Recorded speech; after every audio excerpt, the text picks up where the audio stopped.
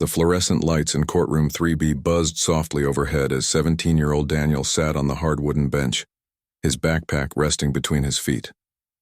He'd been waiting for almost 2 hours now, watching case after case get called before his.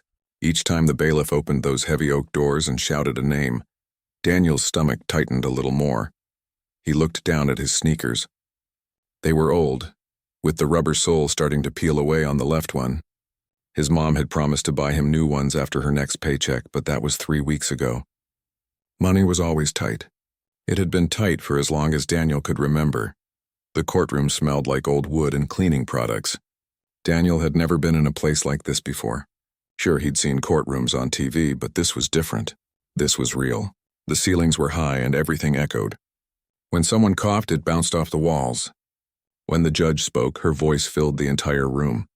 A man in an expensive-looking suit walked past Daniel, talking on his phone about some business deal.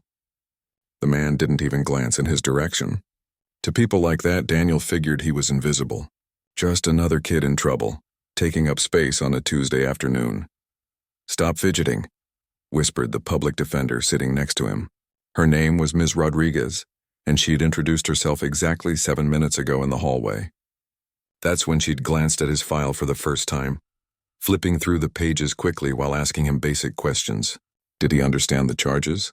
Did he have any prior arrests? Could his mother pay a fine if needed?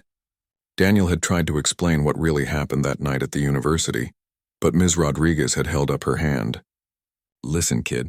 The best thing you can do is stay quiet and let me handle this. These cases are pretty straightforward. You were caught where you weren't supposed to be. The security footage shows that.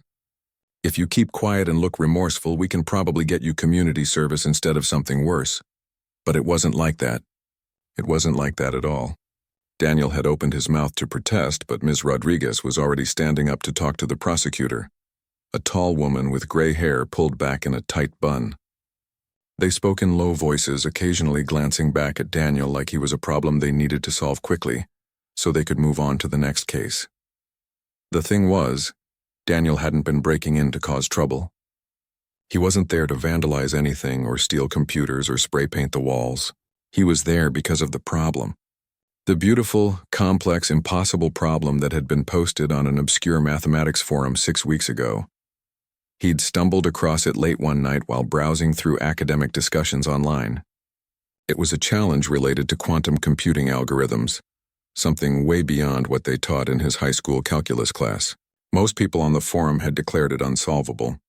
One professor from California had written a long post explaining why traditional approaches wouldn't work. But Daniel had seen something. A pattern, a possibility. It had clicked in his mind like a puzzle piece finding its place. For the next month, he'd filled notebook after notebook with equations, working through the problem during lunch, during study hall, late into the night when his mom thought he was asleep. The only problem was that he needed to test his solution. He needed access to specialized software that could run complex simulations.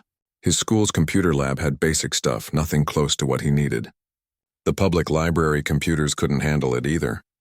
The only place within 30 miles that had the right equipment was the university's engineering building. Daniel had tried the official route first.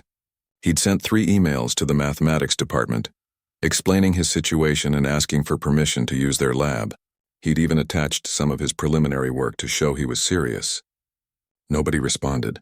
He figured the emails probably went to a spam folder somewhere, or maybe the professors thought it was a joke. Why would a high school kid with a free email account be solving graduate-level problems? After 2 weeks of waiting, Daniel had made a decision that now seemed incredibly stupid. He'd gone to the university at night, found an unlocked side door that maintenance workers used, and slipped into the engineering building. He knew the layout from virtual tours on the university website. He found the computer lab on the 3rd floor, logged in using guest credentials that were posted on a bulletin board, and got to work. He'd been so focused on his calculations that he'd lost track of time completely. The numbers flowed across the screen. His solution was working. It was actually working. The simulation was running, processing his algorithm, and the results were coming back positive. Daniel remembered the surge of excitement he'd felt, his heart racing as he watched the progress bar inch forward. Then he'd felt a hand on his shoulder. "Care to explain what you're doing here?" Daniel had jumped, nearly falling out of the chair. A security guard stood behind him, flashlight in hand, looking annoyed and suspicious. Daniel had tried to explain, the words tumbling out too fast, talking about the forum and the problem and the algorithm, but the guard wasn't interested in listening. "Save it, kid. You broke into a university building in the middle of the night. I don't care if you're doing homework or whatever story you're spinning. You're not supposed to be here." Within 20 minutes, there were 2 police officers, more security guards, and a campus safety coordinator who kept talking about pressing charges to send a message about security breaches. Daniel had tried again to explain, but by then, everyone had made up their minds about what kind of kid he was and why he was really there. Now, sitting in the courtroom, Daniel wondered if he should have just stayed home that night. Maybe he should have forgotten about the problem. Maybe some things were meant to stay unsolved, at least by people like him. "All rise." The bailiff's voice snapped Daniel out of his thoughts. Everyone in the courtroom stood as Judge Holbrook entered through a door behind the bench. She was a woman in her late 50s with sharp features and gray hair cut short. Her black robe swished as she sat down, and even from across the room, Daniel could see that she looked tired and irritated. Judge Holbrook had been on the bench for over 20 years. She'd seen thousands of cases, and honestly, most of them blurred together after a while. Petty theft, vandalism, trespassing, disorderly conduct. The same charges, different faces, the same excuses. She prided herself on being fair but firm, on not letting defendants manipulate the system with sob stories. When she looked down at the docket and saw the next case, juvenile trespassing at the state university, she sighed internally. Another one. Probably some kid thinking it would be funny to break into campus buildings, maybe trying to impress friends or looking for something to steal. Case number 47B, State versus Daniel Morrison, the bailiff called out. Daniel's legs felt shaky as he stood and walked toward the front of the courtroom. Ms. Rodriguez walked beside him, her heels clicking on the polished floor. They stood before the judge's bench, and Daniel kept his eyes down, staring at the seal embedded in the floor. Judge Holbrook looked at the file, then at Daniel. She saw a skinny teenager in a hoodie that was 2 sizes too big. His jeans were faded, and those sneakers looked like they should have been replaced months ago. His hair needed cutting, and he wouldn't make eye contact. Everything about his posture screamed guilt. "Mr. Morrison," the judge began, her voice cutting through the silence of the courtroom. "Do you understand why you're here today?" "Yes, ma'am," Daniel said quietly. "Speak up. The court reporter needs to hear you." "Yes, ma'am," Daniel repeated, louder this time. Judge Holbrook leaned forward. "According to these reports, you were found trespassing in the State University Engineering Building at 2:15 in the morning. Is that correct?" "Technically, yes, but it's a yes or no question, Mr. Morrison." Daniel felt Ms. Rodriguez's hand on his arm, a silent warning to stay quiet. "Yes," he said. The judge shook her head, and Daniel could see the disappointment in her expression. She'd already decided what kind of person he was. He could feel it. "Do you think this is a game?" Judge Holbrook's tone was sharp now. "Do you think university buildings are your personal playground? Breaking into facilities? Using equipment that doesn't belong to you, potentially damaging expensive property?" "I didn't damage anything," Daniel said. "That's not the point." The judge's voice rose. "The point is that you had no right to be there. None whatsoever." "What were you thinking?" "Actually, let me guess. You weren't thinking at all, were you?" Daniel bit his lip. He wanted to explain, wanted to tell her about the problem and the algorithm and how close he'd been to finishing. But Ms. Rodriguez had told him to stay quiet, and the judge clearly wasn't interested in hearing his side anyway. Judge Holbrook continued her lecture, and Daniel felt smaller with every word. She talked about wasted potential and poor decision-making. She mentioned other kids who'd made similar mistakes and how they'd ended up with criminal records that followed them forever. She asked if that's what he wanted for his future. The prosecutor, a woman named Mrs. Chen, stood up to speak. She recommended the maximum penalty allowed for juvenile trespassing, citing the need to deter similar incidents. "Your Honor, this wasn't just a case of a kid wandering where he shouldn't be. He actively circumvented security measures to gain access to a restricted area. Who knows what his true intentions were?" Daniel felt his face burn. True intentions? He'd been trying to solve a math problem, not rob the place. Ms. Rodriguez offered a weak defense, mentioning that Daniel had no prior record and was a good student. But even she sounded like she was just going through the motions, hitting the basic points before the inevitable sentencing. Judge Holbrook listened with her fingers steepled in front of her face. When Ms. Rodriguez finished, the judge nodded curtly and began flipping through the sentencing guidelines. The courtroom was silent except for the sound of turning pages. Daniel's mother sat in the back row and he could feel her eyes on him. She'd had to take off work for this, losing hours she couldn't afford to lose. She worked as a nurse's aide at a rehabilitation center during the day and cleaned office buildings 3 nights a week. She was exhausted all the time, and now Daniel had added this to her pile of worries. "Mr. Morrison," Judge Holbrook said, looking up from her papers, "before I deliver my sentence, is there anything you'd like to say for yourself?" This was his chance. Daniel swallowed hard and looked up, meeting the judge's eyes for the first time. "I was trying to solve a problem," he said. "A problem?" The judge raised an eyebrow. "What kind of problem required you to break into a university building in the middle of the night?" "A mathematics problem, on quantum computing algorithms. I'd been working on it for weeks, and I needed access to software that could run the simulations to test my solution." Judge Holbrook's expression didn't change. If anything, she looked more annoyed. "Mr. Morrison, I don't appreciate being lied to in my courtroom." "I'm not lying," Daniel protested. "A high school student solving quantum computing problems?" The judge's tone was mocking now. "Do you expect me to believe that?" "It's true. I have all my work in my notebooks at home. I can show you." "Enough." Judge Holbrook held up her hand. "This is exactly the kind of fantasy story I hear all the time. Kids trying to justify their actions with elaborate tales. Young man, I've been doing this for 20 years and I can spot a creative excuse when I hear one." Daniel felt his chest tighten. She didn't believe him. Of course she didn't believe him. Why would she? He was just some kid in worn-out sneakers and a cheap hoodie. What did he know about quantum computing? Ms. Rodriguez touched his arm again, warning him not to say anything else. The message was clear. He was only making it worse. Judge Holbrook straightened the papers in front of her and prepared to deliver her sentence. In her mind, this was an open and shut case. A misguided teenager who'd made a stupid decision and was now trying to talk his way out of consequences with an absurd story about advanced mathematics. She'd seen it 100 times before, and she'd see it 100 times again. What neither she nor anyone else in that courtroom knew was that in approximately 4 minutes, those heavy oak doors would burst open, and everything everyone assumed about the quiet kid in the oversized hoodie would be turned completely upside down. Judge Holbrook had just opened her mouth to begin sentencing when the courtroom doors flew open with a loud bang that echoed off the walls. Everyone jumped. The bailiff instinctively moved toward the disruption, his hand going to his belt. A man in his 60s rushed through the doors, slightly out of breath, his tie askew and his gray hair disheveled like he'd been running.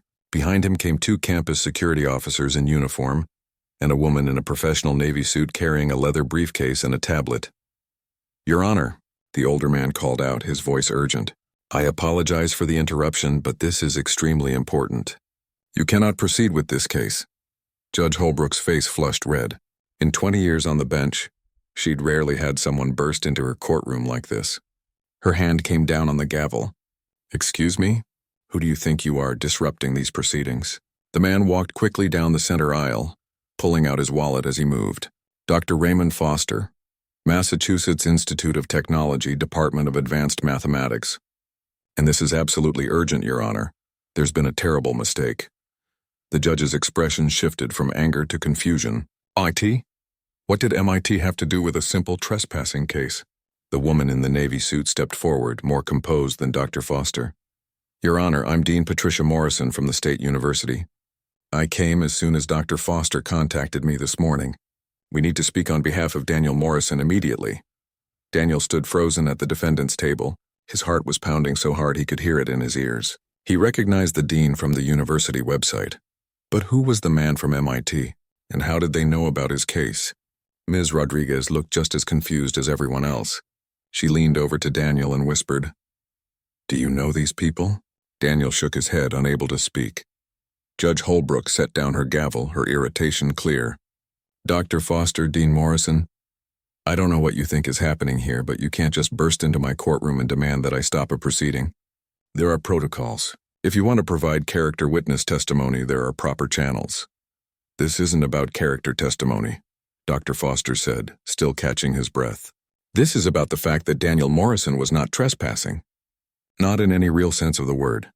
The prosecutor, Mrs. Chen, stood up. Your Honor, with all due respect to these visitors, the facts of the case are clear. The defendant was found in a restricted university building at 2 a.m. without authorization. Security footage confirms this. That footage shows something very different from what you think it shows, Dean Morrison said firmly. She set her briefcase down and pulled out her tablet, tapping the screen several times. Your Honor, may I approach the bench? Judge Holbrook hesitated, then nodded. The dean walked forward and the judge leaned over to see what was on the screen. Daniel watched as the judge's expression changed from annoyance to surprise, then to something that looked almost like confusion. What am I looking at? The judge asked. This is the security footage from the engineering building from the night in question, Dean Morrison explained. But I want you to look at what Daniel was actually doing. The judge studied the screen, her brow furrowed. On the tablet, Daniel could make out the grainy footage of himself sitting at the computer terminal, papers spread around him, completely absorbed in his work. Dr. Foster stepped closer to the bench. Your Honor, 3 months ago, our department at MIT was working on a complex problem related to quantum computing algorithms. We were collaborating with several universities, including the State University here. The problem was so challenging that we decided to post it on a public academic forum, hoping that fresh perspectives might help. The judge looked up from the tablet. I still don't understand what this has to do with... We got our solution 6 weeks later, Dr. Foster interrupted, his voice rising with excitement. Someone using the handle DM2007 posted a brilliant, innovative approach that none of us had considered. The mathematics was elegant, beautiful. It solved a problem that teams of PhD-level mathematicians couldn't crack. The courtroom was completely silent now. Even the court reporter had stopped typing, listening with her hands frozen above the keys. Dean Morrison took over the explanation. We were all amazed by the solution, but we had no idea who submitted it. The forum allows anonymous posting. We tried to contact this DM2007 through the forum's messaging system, but received no response. Dr. Foster flew in this morning to meet with our department and discuss implementing the solution. That's when we discovered something interesting, Dr. Foster said. The solution had been uploaded from an IP address registered to the State University's engineering building, specifically from Computer Lab C on the 3rd floor. Judge Holbrook's eyes widened slightly. She looked at Daniel, who was still standing at the defendant's table, his face pale. We pulled the access logs, Dean Morrison continued. The solution was uploaded on the same night that campus security arrested Daniel Morrison for trespassing. In fact, it was uploaded approximately 15 minutes before he was discovered by the security guard. DM2007, the judge said slowly. Daniel Morrison, born 2007. Exactly, Dr. Foster said. He turned to look at Daniel directly. You solved it. You actually solved it. Daniel felt like the floor was tilting under his feet. He gripped the edge of the table to steady himself. All those weeks of work, all those notebooks filled with equations, the sleepless nights trying to work through the logic. They'd actually paid attention. They'd found his solution. Mrs. Chen, the prosecutor, cleared her throat. Your Honor, even if this is all true, it doesn't change the fact that the defendant entered the building without authorization. He still broke the law. Did he, though? Dean Morrison turned to face the prosecutor. The building had an unlocked door. Daniel didn't break any locks or windows. He used guest credentials that were publicly posted in the computer lab. And most importantly, the problem he was solving had been posted publicly by the university, in collaboration with MIT, essentially inviting anyone to work on it. Ms. Rodriguez finally found her voice. Your Honor, my client tried to explain this to the security guard and to the police, but no one would listen to him. Judge Holbrook looked at the arrest report in front of her. She read through it again, this time with new eyes. The security guard had written, Suspect claimed to be solving a math problem but became evasive when questioned about his presence in the building. Suspect appeared nervous and was unable to provide valid authorization for lab access. Unable to provide authorization because no one had responded to his emails asking for it. The judge felt an uncomfortable knot forming in her stomach. Your Honor, Dr. Foster said, his voice softer now. I've been teaching at MIT for 37 years. I've worked with some of the brightest mathematical minds in the world. What Daniel did, solving that problem with the limited resources available to a high school student, is extraordinary. Most of my graduate students couldn't have done what he did. He pulled out his phone and tapped the screen several times, then held it up. This is an email I received this morning from a colleague at Stanford. She heard about the solution and wants to meet Daniel. I have similar messages from researchers at Caltech, Princeton, and Cambridge. Everyone in the quantum computing field is talking about the DM 2007 solution.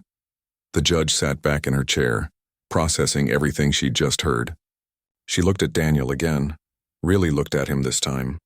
Not just seeing a kid in old sneakers and a cheap hoodie, but seeing the person underneath. The teenager who'd taught himself advanced mathematics. The young man who'd been so focused on solving a problem that he'd lost track of time and common sense.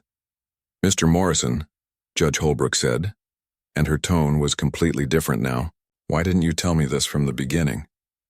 Daniel's voice was quiet when he answered. "I tried to tell the security guard. He said I was making up stories. When the police came, they said the same thing. My public defender told me it was better if I just stayed quiet and took whatever deal they offered." Ms. Rodriguez shifted uncomfortably beside him. She'd been assigned 6 cases that morning and had spent less than 10 minutes total reviewing all of them. This one had seemed straightforward. A kid caught where he shouldn't be. She hadn't asked enough questions. Hadn't listened. "And when I asked you directly," the judge pressed. "You said you didn't believe me," Daniel said simply. "You said I was telling a fantasy story. I didn't think showing you notebooks full of math equations would change your mind." The words hung in the air like an accusation, which in a way, they were. Judge Holbrook felt the weight of her own assumptions pressing down on her. She'd judged this boy before hearing him. She'd looked at his appearance, his silence, his circumstances, and decided she knew his story. Dean Morrison spoke up again. "Your Honor, there's something else you should know. The problem Daniel solved wasn't just an academic exercise. It has real-world applications in data encryption and quantum computing. A technology company called CipherNext has been following our work on this problem. They've offered a substantial financial reward to whoever could solve it." "How substantial?" the judge asked. $150,000, Dr. Foster said. The number seemed to suck the air out of the courtroom. Daniel's mother, sitting in the back row, let out a small gasp. She covered her mouth with her hand, tears starting to form in her eyes. Mrs. Chen sat down slowly, the fight clearly gone out of her. This wasn't a case she wanted to prosecute anymore. Judge Holbrook looked down at the sentencing guidelines in front of her, then at the arrest report, then at Daniel. Everything she'd been about to say, the stern lecture she'd prepared, the community service and probation she'd planned to order, it all seemed so wrong now. "Dr. Foster," the judge said carefully, "you said Daniel's solution was brilliant. Can you explain it in terms a non-mathematician might understand?" Dr. Foster smiled. "I can try. Imagine you're trying to find the fastest route through a massive maze, but the maze changes every time you try a new path. Traditional approaches would try every possible route, which would take essentially forever. Daniel's solution found a way to predict how the maze would change based on probability patterns. Instead of trying every path, his algorithm identifies the most likely successful routes and tests those first. It's like he taught the computer to think strategically instead of just working through every possibility." "And this has applications in the real world?" "Absolutely. In cybersecurity and financial modeling and climate prediction algorithms. The implications are enormous." Judge Holbrook set down her papers. She took off her glasses and rubbed the bridge of her nose, a habit she had when she was thinking hard about something. "Dean Morrison," she said finally, "you mentioned that the building door was unlocked and that Daniel used posted guest credentials. Was the computer lab technically accessible to the public?" The dean hesitated. "Technically, the building is supposed to be locked after 9 p.m., but maintenance crews come and go and sometimes doors are left propped open. As for the guest credentials, they're posted for visitors during the day, but there's no clear policy about nighttime use. So the security protocols were ambiguous at best?" "That's a fair assessment, Your Honor." The judge turned to the campus security officers who'd come in with Dr. Foster and Dean Morrison. "I'd like to see the university's official visitor policy for the engineering building." One of the officers pulled out a laminated card from his pocket and handed it forward. The judge read it, her expression neutral. This policy says that visitors may use the computer labs with valid guest credentials during posted hours, she said. But it doesn't actually define what the posted hours are for guest access. It only specifies building hours. That's correct, Your Honor, the security officer admitted. It's a gap in our policy that we've been meaning to address. Judge Holbrook looked at Mrs. Chen. Counselor, in light of this new information, does the state wish to continue with this prosecution? Mrs. Chen stood, straightening her suit jacket.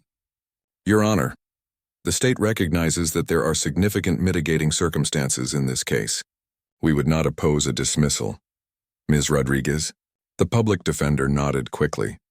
The defense requests immediate dismissal of all charges, Your Honor. Judge Holbrook picked up her gavel, but she didn't bring it down yet. She looked at Daniel, who was still gripping the edge of the table, looking like he couldn't quite believe what was happening. Mr. Morrison, the judge said, and for the first time there was warmth in her voice.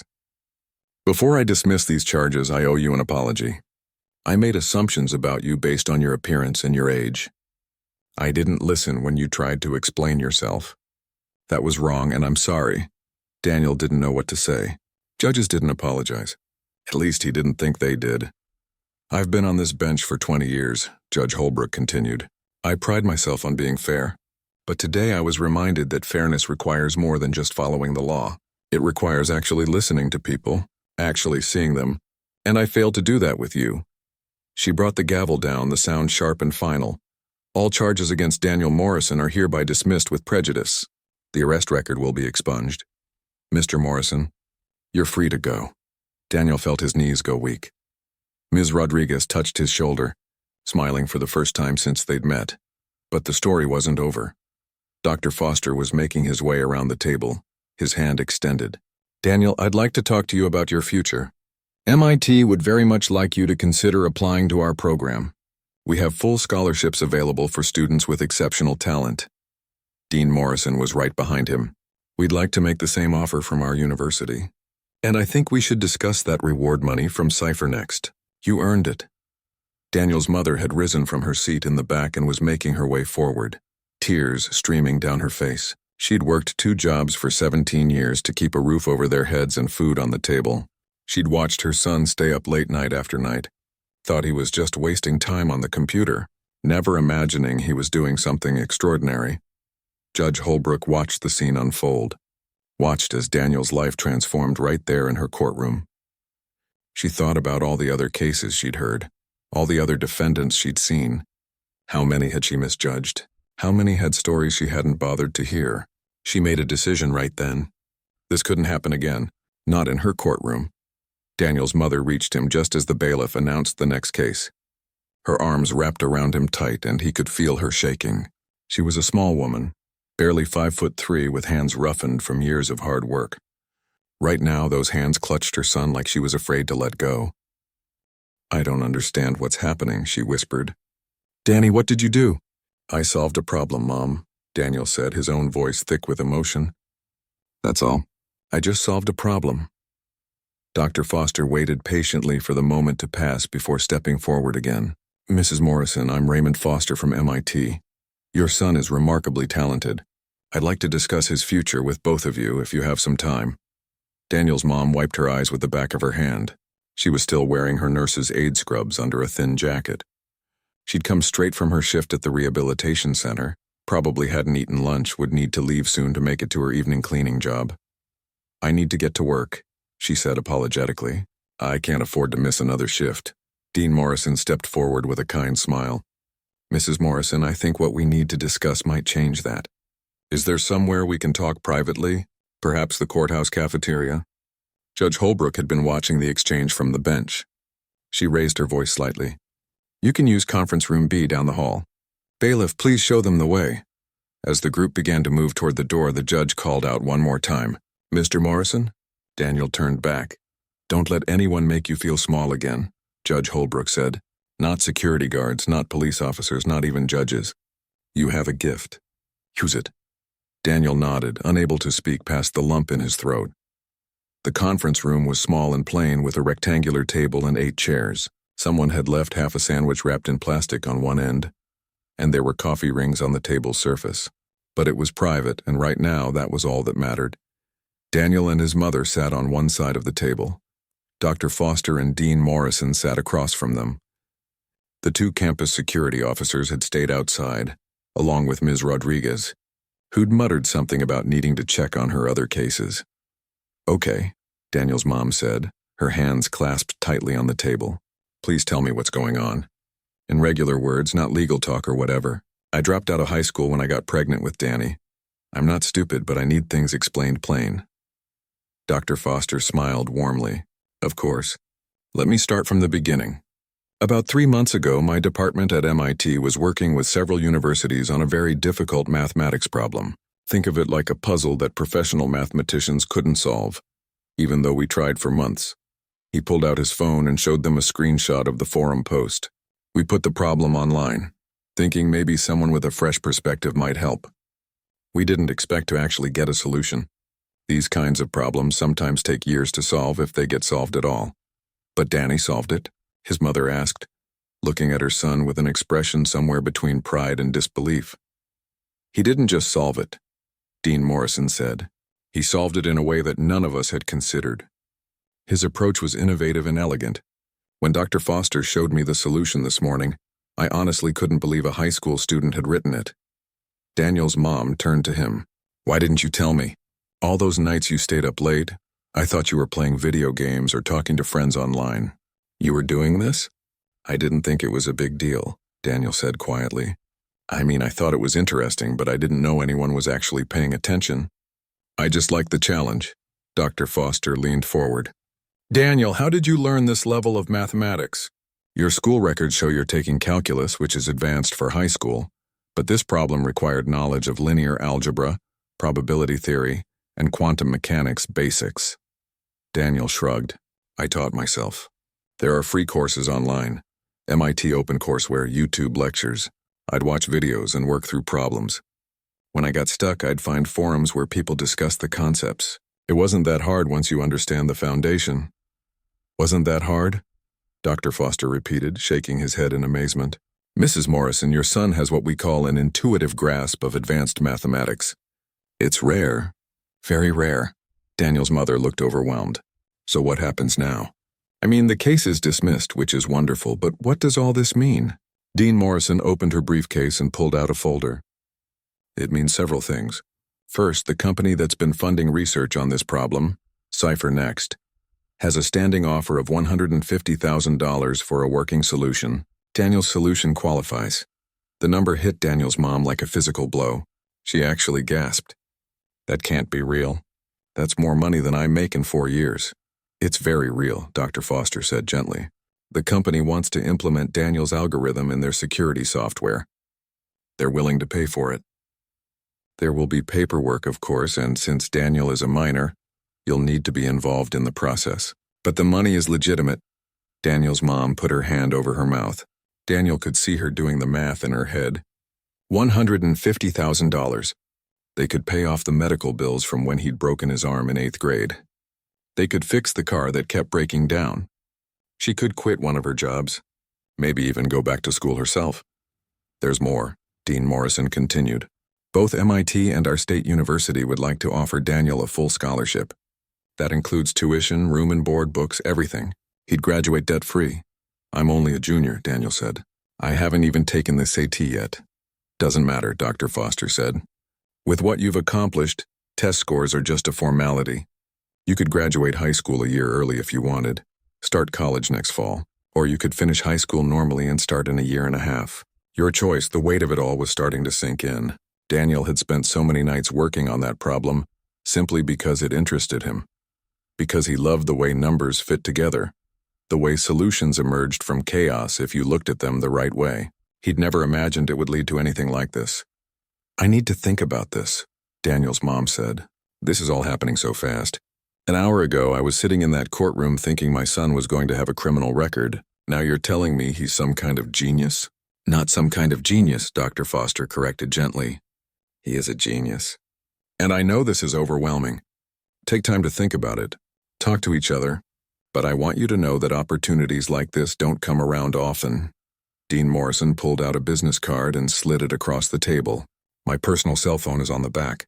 Call me anytime, day or night, if you have questions. And Mrs. Morrison, I want you to know that if Daniel chooses our university, we have support services for families. We can help with the transition, provide counseling if needed, connect you with resources.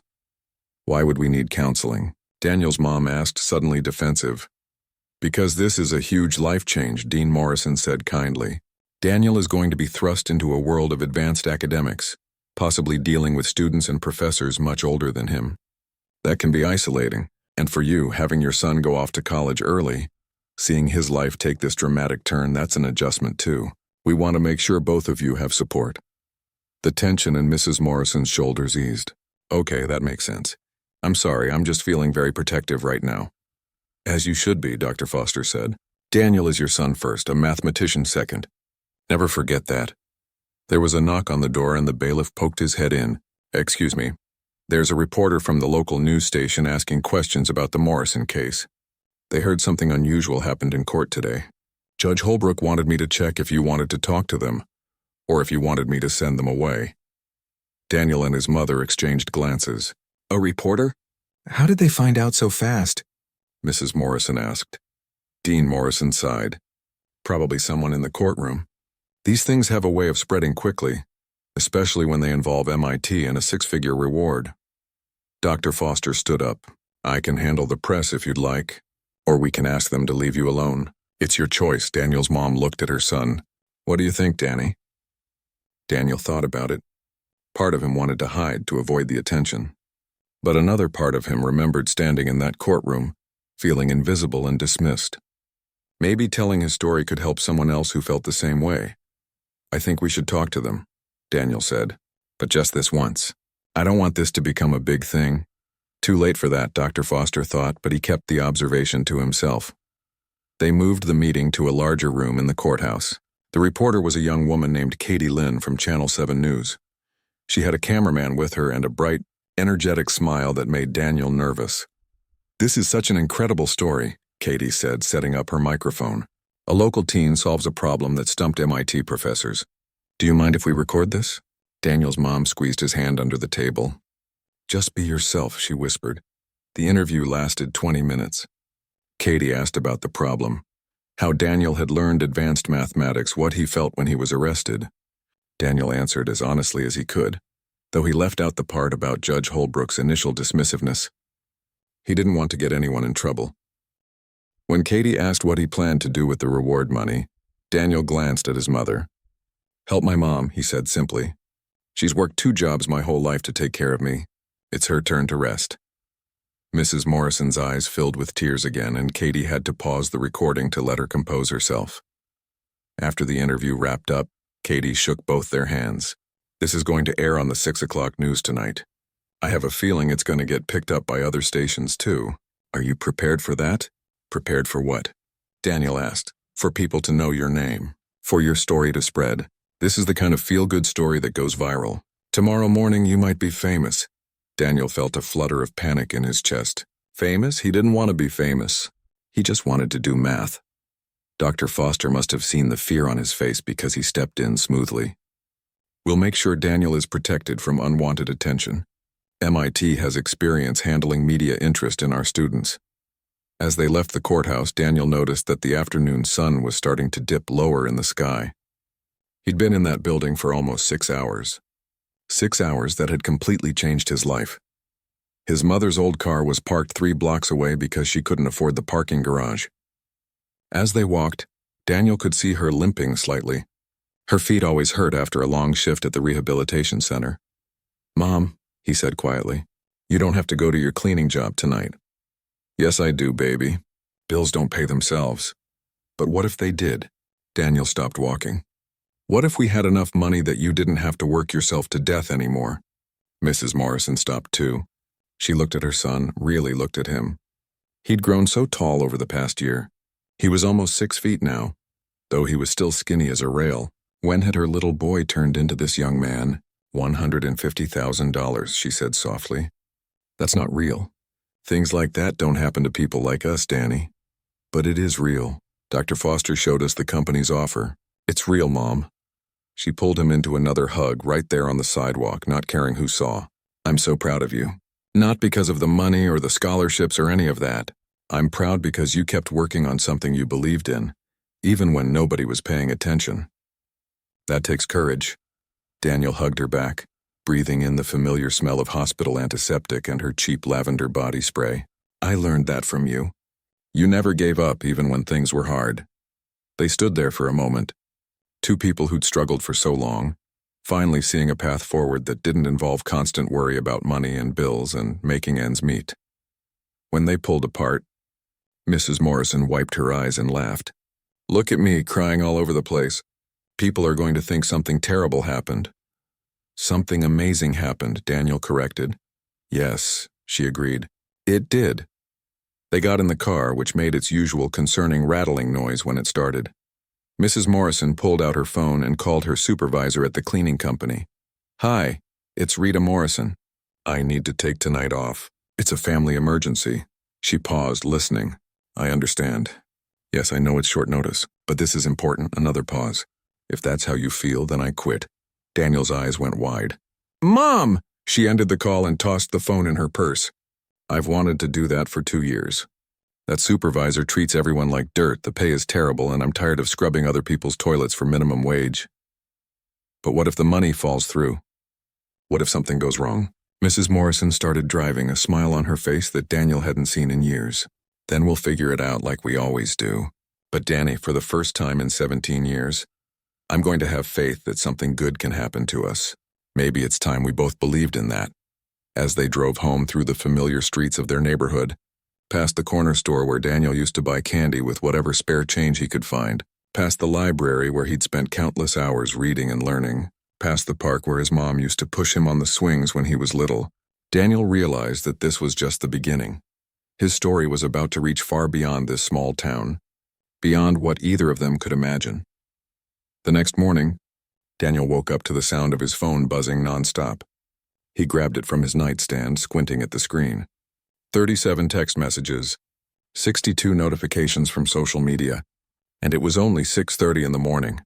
He opened the first message. It was from Tyler, a kid from his calculus class who'd never spoken to him before. Dude, you're on the news. You're famous. Daniel's stomach dropped. He pulled up the news app on his phone, and there it was. His face right on the homepage. Local teen genius solves problem that stumped MIT professors. The story had been picked up by the Associated Press overnight. It was everywhere. He scrolled through the articles, his heart pounding. Most of them told the story accurately, but some had exaggerated details. One headline claimed he'd been wrongfully imprisoned, which wasn't true at all. Another said he was heading to MIT on a full scholarship, when he hadn't even decided where to go yet. His mom knocked on his bedroom door. Danny, you awake? Yeah, come in. She opened the door and he could see she'd been crying. But these looked like happy tears. She was holding her own phone and her hands were shaking. The money came through, she said, her voice breaking. Cypher Next wired the first payment. $50,000 just sitting in our bank account. They said the rest will come after the paperwork is finalized, but they wanted to show good faith. $50,000. Daniel had never seen more than a few $100s in their account at one time. Usually it was much less than that. His mom sat down on the edge of his bed. I called the hospital this morning and paid off your medical bills from when you broke your arm. All of it. Gone. I called the credit card company and paid off that debt. I scheduled an appointment with a mechanic to finally fix the car properly. She was laughing and crying at the same time. Danny, I went grocery shopping at 6 a.m. because I couldn't sleep. I bought fresh fruit. The expensive kind. I bought real butter instead of margarine. I bought things we've never been able to afford. Daniel felt his own eyes getting wet. He'd never really understood how much his mother had sacrificed until this moment. How many times had she gone without so he could have what he needed? You deserve it, Mom, he said. We deserve it, she corrected. This is your achievement, but we're in this together. There was another knock, this time on the front door of their small apartment. Mrs. Morrison went to answer it, and Daniel heard a familiar voice. Good morning. Mrs. Morrison, I hope I'm not too early. Dr. Foster. Daniel quickly got dressed and came out to the living room. The professor was standing in their tiny apartment, looking slightly out of place in his button-down shirt and slacks. Their furniture was mismatched, bought from thrift stores and yard sales. The carpet was stained, The walls needed painting. If Dr. Foster noticed any of this, he didn't show it. He was smiling warmly, holding a paper bag. "I brought bagels," he said. "I wasn't sure if you'd eaten breakfast. And I wanted to talk to you about something important." They sat around their small kitchen table, the same table where Daniel had done his homework for years, where his mom counted bills and tried to make the budget work. Dr. Foster pulled out a tablet and opened it to show them a video. This aired on the national morning show about an hour ago. The video showed a news anchor discussing Daniel's story. But then it cut to an interview with someone Daniel recognized from YouTube lectures, Dr. Helen Park, one of the leading experts in quantum computing from Stanford. "What Daniel Morrison accomplished is remarkable," Dr. Park was saying on the screen. "This isn't just about solving a hard problem. It's about approaching it with a completely fresh perspective. Sometimes the biggest breakthroughs come from people who aren't constrained by conventional thinking." The anchor asked, "Do you think his background, teaching himself, not having access to formal advanced education, actually helped him?" Dr. Park nodded enthusiastically. "Absolutely. He wasn't taught that certain approaches were wrong or impossible. He just tried things, experimented. That's the essence of real mathematical thinking." Dr. Foster paused the video. "Your story is resonating with people, Daniel. Especially young people who feel like they're not being heard or noticed. I've received dozens of emails overnight from teachers, parents, students. They're inspired by what you've done." Daniel felt uncomfortable with that. "I didn't do anything special. I just liked math." "That's exactly what makes it special," Dr. Foster said gently. "You did something you loved for the pure joy of it, without expecting anything in return. That's how real discovery happens." He pulled out another document. "But that's not why I came here this morning. I wanted to discuss something before the day gets too crazy. And it's going to get crazy. There are already reporters parked outside your building." Mrs. Morrison looked alarmed. "Reporters?" "Outside. 3 news vans that I counted. They'll want interviews, photographs. Your life is about to become very public very quickly, and I want to make sure you're prepared for that." Daniel's mom put her head in her hands. "I don't know how to handle reporters. I clean hospital rooms for a living. I mean, I used to clean offices too, but